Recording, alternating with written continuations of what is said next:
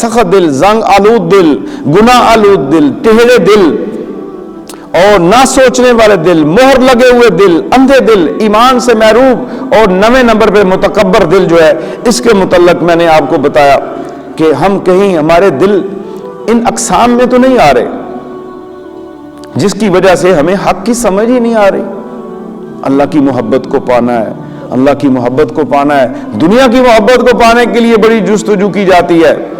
بھاگ دوڑ کی جاتی ہے، تو اللہ جو ساری کائنات کا، پورے عالمین کا رب ہے، اس کی محبت کی دعوت دے رہا ہو، اس کی محبت کو حاصل کرنا ہے، تو پھر ہمیں ایسے قلوب لے کے سامنے آنے پڑیں گے کہ جس کی وجہ سے اللہ کی محبت ملے۔ 6 ان دلوں کے اوپر بات کر رہی ہے، 6 قلوب جو ہے جنہیں اللہ نے پسند کیا ہے، جن کا ذکر اللہ تبارک و تعالیٰ قرآن میں کرتا ہے۔ جب ہمارے دل اس کے تابع ہو گئے، ان 6 اقسام کے تابع ہو گئے، اور بندہ ولی اللہ بھی اس وقت بنتا ہے جب اس کا دل قرآن مجید کی ان 6 اقسام کے تابع اس کا دل ہو جاتا ہے، یعنی اس کے دل کے اندر وہ نورانیت آ جاتی ہے جس طرح اللہ چاہتا ہے۔ تو وہ کون سے 6 دل ہیں جو مومن کو اللہ عطا کرتا ہے؟ ہم نے یہ دیکھنا ہے کہ ہم وہ 9 دل جو ہے ظلم والے رکھتے ہیں،